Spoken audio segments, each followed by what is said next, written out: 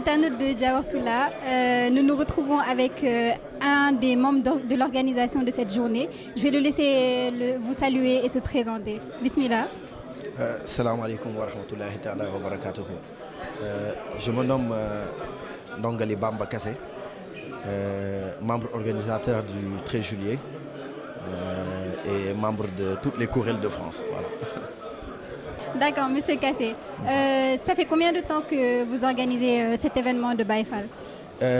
On est à la 10e édition cette année et on l'avait commencé depuis 2012 sous le négel de Serigne Cheikh Khadim Fall qui nous avait conviés à venir rendre grâce à Mame Cheikh Ibrahima Fall depuis 2012. Donc, depuis 2012, il avait appelé tous les membres de toutes les daïras de France ou de Paris, disons, pour partager avec eux son idée d'organiser ici en France une journée de prière et de grâce dédiée à Mame Cheikh Ibrahima Fall. Et pendant cette période-là, on savait très bien qu'il en manquait ici en France, qu'il y avait tous les événements. On faisait des chants de toutes les kilifos dans la voie mouride. Mais Mame Cheikh Ibrahima Fall n'avait pas une journée dédiée à lui et une journée dédiée aux Zikroulah.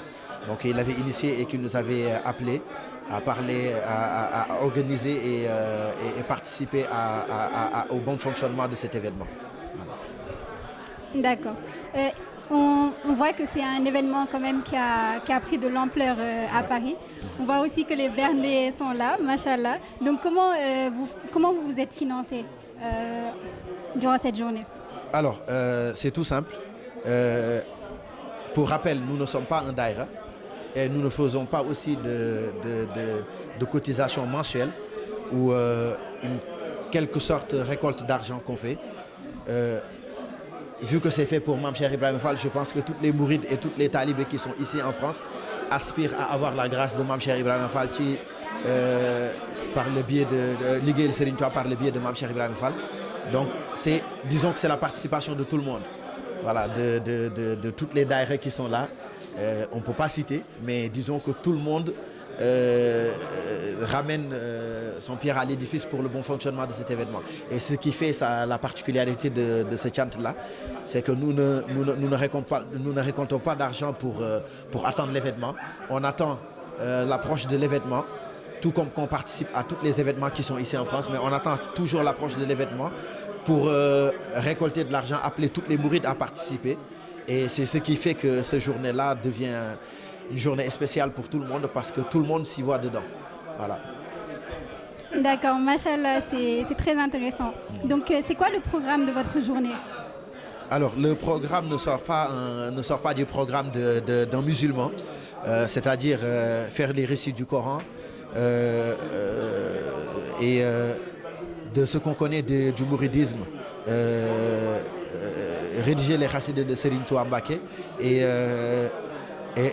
de qui est fait aussi la particularité des Baye Fall, c'est Kalimatul Haq, le Zikroulah, et respecter les horaires de prière et faire du drous comme on dit. Et il n'y a que ça, comme toutes les journées qui se passent ici. Et la seule touche qu'on peut rajouter, c'est que le temps de Zikroulah est beaucoup plus allongé et beaucoup plus accentué dans cette journée-là. Parce que c'est dédié au Baye Fall exclusivement. Donc, mais on le fait comme toutes les journées.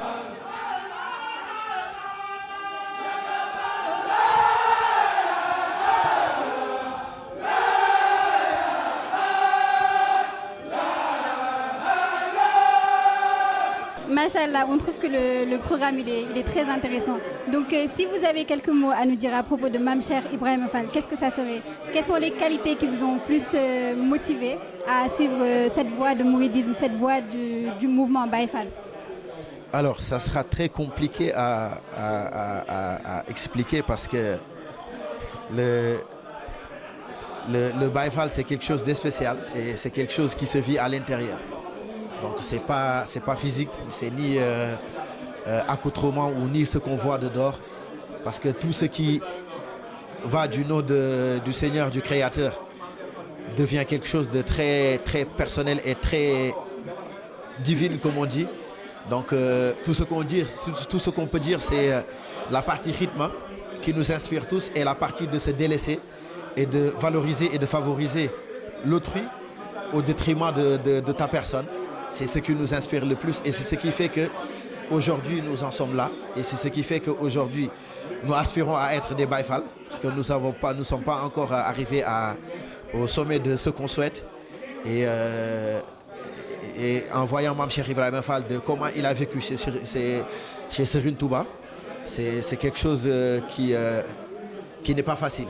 C'est quelque chose qui n'est pas facile et accepter de se rabaisser pour élever quelqu'un, c'est pas tout le monde qui peut le faire. Donc ça c'est ce qui nous inspire le plus chez le Baye Fall et c'est ce qui fait qu'aujourd'hui nous acceptons d'être là, c'est ce qui fait aujourd'hui que nous acceptons d'accepter déjà tout le monde et d'être au-dessous de tout le monde déjà et c'est ce qui fait le charme du mouridisme déjà aujourd'hui. Donc disons que le Baye Fall est le pilier et la voix du mouridisme et cela est indéniable et tout le monde, toute mouride aspire à être un Baye Fall. Comme le dit si bien Serigne Mountakha Mbacké, Baye Fall bu dëggal moo ko gënal moom jëmmam jooju noonu kon cela veut tout dire. Donc c'est-à-dire que le Baye Fall est à un niveau où c'est très compliqué à expliquer. Ça se vit à l'intérieur, quoi. Voilà. Machallah, merci d'avoir répondu à toutes nos questions. Quel est votre mot de la fin? Qu'est-ce que vous dites à nos internautes de Diawartoulah TV? waaw di leen ko wax ci olof rek di sant bu baax a baax di sant bu baax waa Diawartoulah TV ci liggéey bu rafet bi nga xamante ne ñu ngi koy liggéey fii ci France di déplacé wu di dem fépp rek ci province yi lépp di fa amal li nga xamante ne mooy yaatal liggéeyu Serigne Touba bi tey woo murit yëpp nag wax dëgg yàlla ñu ñëw jàpp ci liggéey bi te xam ne liggéeyu Diawartoulah TV bi doon na loo xamante ne Serigne Touba moo ko taalal boppam. kon nag na murit yëpp ñëw jàpp si tey jàppale leen ñu xam ne du loo xamante ne dañ koo sàkk ngir wut ci dara waaye képp ku bëgg a yaatal liggéeyal Serigne Touba bi rek xëy na di nga sonn di nga dégg lu ne waaye ñun xam nañ li ci biir li nga xamante ne moo ci ne ci alal ju toll ni mu toll ñu koy jënd ay matériel di ko jaayante nit ñi di bàyyi seen temps yi di def ay formation ak lépp ngir jagal liggéey bi kon ñu ngi woo murit yëpp rek ñu ñëw jàppale leen ci liggéey bii ñu nga xamante ne waxuma sax daayira Diawartoulah waaye Diawartoulah TV ñu ngi koy amal muriti xam ne lii seen yëf la nañ ko jàpp te it yëkkati ko ba mu toll fi nga xamante ne télé murit yëpp fa la toll ndaxte liggéey bi moom góor jàpp si góor la ngir ñu mën a gën a ñoñal liggéeyal Serigne Touba bi kon nag ñu ngi santaat bu baax a baax fas yéene dellu ci liggéey bi rek tey wax ne ñu waajal màggal Touba gi nag ndaxte mu ngi ñëw fas yéene koo ànd ak daayira France yëpp kon wasalaamaaleykum wa rahmatullahi taala wa barakaatu ñu ngi sant bu baax Jaajëf Mouride, merci beaucoup. Restez connectés pour nos autres vidéos et nous vous rappelons que vous pouvez vous abonner sur nos chaînes YouTube, Instagram et Facebook et n'oubliez pas d'activer la cloche de notification pour ne pas rater aucune de nos vidéos. Merci.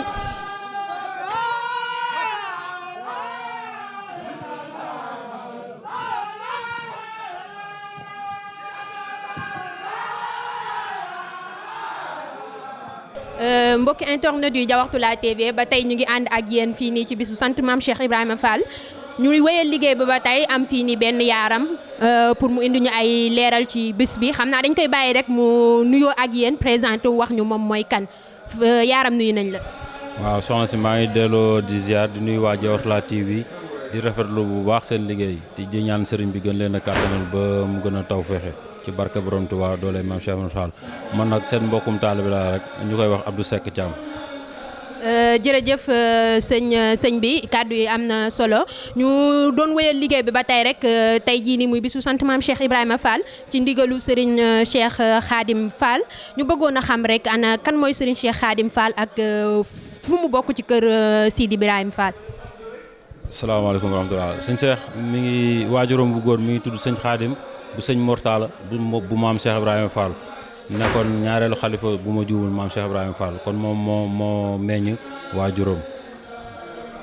jërëjëf ci kàddu yi am solo yooyu noonu mu mel ni moom moo ñu jox ndigalul tey jii nii ñu amal bis bii nii fii nii ñu bëggoon a xam ndax ndigal yi fii nii la yam wala am na yeneen liggéey yoo xamante ne mi ngi koy amal feneen. waaw bisu cant Mame Cheikh Ibrahima Fall initié par sëñ Cheikh Khadim France yaakaar naa moom mooy ñaareelu dëkk bi ak Italie. muy ak Bilbao donc te initiative bu njëkk bi moom mi ngi tàmbalee 1er mai ci Dakar ren yaakaar naa su ma juumul moo nekkoon ñaar fukkeelu édition bi ren ji ci Paris tamit moo nekk 10e édition bi te moom maanaam liggéeyal maam Cheikh Ibrahima Fall mu wër àdduna si yëpp moom la bëgg ñu fas yéene ko wërale àdduna bi yëpp daal moom lay sàkku di ko ànd ak mbokk taalibe yi yëpp rawatina waa France ak daayira ko wër yëpp.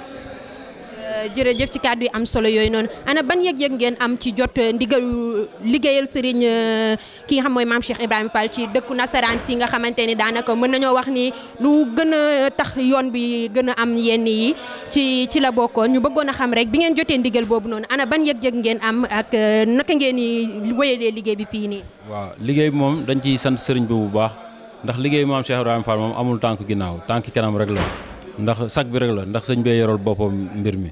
donc te bu mu ko waxee tamit daf na ñu woo ci waa daayira yëpp te ku lim juum mais am na ñoo xam ne fi mu nekk bu ñu nee cant maam Cheikh Ibrahima Fall mun nañoo ñëw ne tey jii waa Diawartoulah ñoo koy ànd ak yéen ndax ñoom ñoo couvrir affaire bi bañ ko tàmbalee def ba léegi lépp lu jëm ci wàllu sonorisation beeg loolu ñoom ñoo koy saxal te tamit ànd ceeg jëwriñ sëñ Modou Fall Kébé bi nga xam ne moom mooy jëwriñ kër sëñ Touba bi uuf daayira yi nekk ci Île de Paris ak Île de France yëpp lu mel ne Diawartoulah kuréel Jaalibu Maraaxib kuréel Taverny daayira Busaan daayira Maam Jaara ak daayira yi nekk fépp damay bañ a lim di juum ñoo xam ne ñëpp ñu ngi ànd ak bis bi te bis bi ku ci nekk yëg na ci sa bopp xam ne yaakaar na bu taxawee rek bu ñu nee 13 juillet maanaam daayira bu nekk Paris ak Île de France day jàpp ne moom moo fay représenté sëriñ bi kon loolu tawfeex la bu ñu sëriñ bi defal di ñaan yàlla nañ ci am ngërëmul sëriñ bi te bañ cee gis suñu bopp te yàgg koo def ay at yu bëri.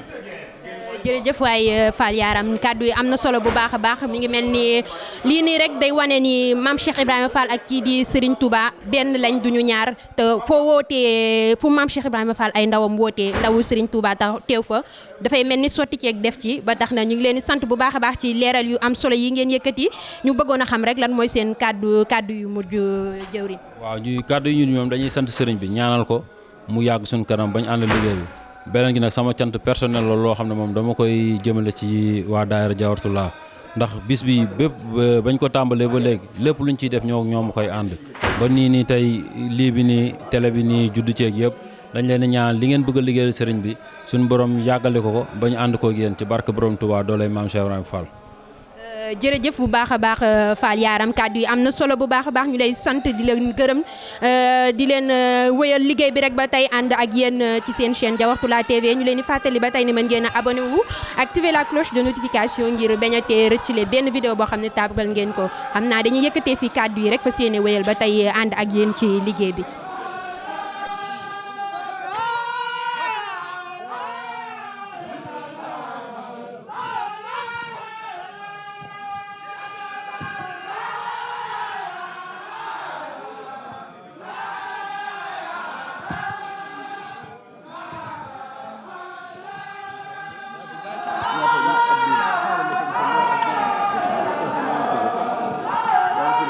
bismillah mbokk internet yu Diawartoulah TV ñu ngi leen di sant bu baax di leen gërëm tey jii seen chaîne Diawartoulah TV ñëwaloon leen fii nii ci Touba Aulnay-sous-Bois ci bisu sant maam Cheikh Ibrahima Fall gi nga xamante ni ñu ngi sant yàlla bu baax di ko doole sant ci xéewal gi ñu defal ak jàmm gi ba niñ ci duggee ci bismillahi rahmaani rahim terminé nañ ko noonu ci alhamdulilahi rabil alamin ñu ko ciy sant bu baax a baax a baax comme ni ngeen ko gisee wéyal nañ leen liggéey bi ba nga xamante ni dem nañ waxtaan ak jëwrin yi nga xam ne ñoo ŋànk liggéey bi pour taataan seeni du mën a xam lan lañ dundee bis bi ak ban yëg-yëg lañ ci am demal nañ leen tamit ci invité yi ak ñi nga xamante ne ñoo fi teewoon tey jii muy bisu sant bu baax a baax Sidi Ibrahima Fall mi nga xamante ni moom mooy suñu roykaay ci lépp comme niñ ko waxee woon bi ñuy door xam naa damay jox kàddu gi rek sama mbokk taalibe bi mu dicté leen kàddu yi en français bismillah soxna Diarra. Merci beaucoup Sokhna Dial. Donc notre journée de Chant des Baye Fall touche à sa fin. Une journée riche en émotions, riche en zikroullah, riche en khassida. Machallah. Donc on vous rappelle que vous pouvez vous abonner sur nos chaînes YouTube, Instagram et Facebook. N'oubliez pas d'activer la cloche de notification. N'hésitez pas à partager, aimer et commenter.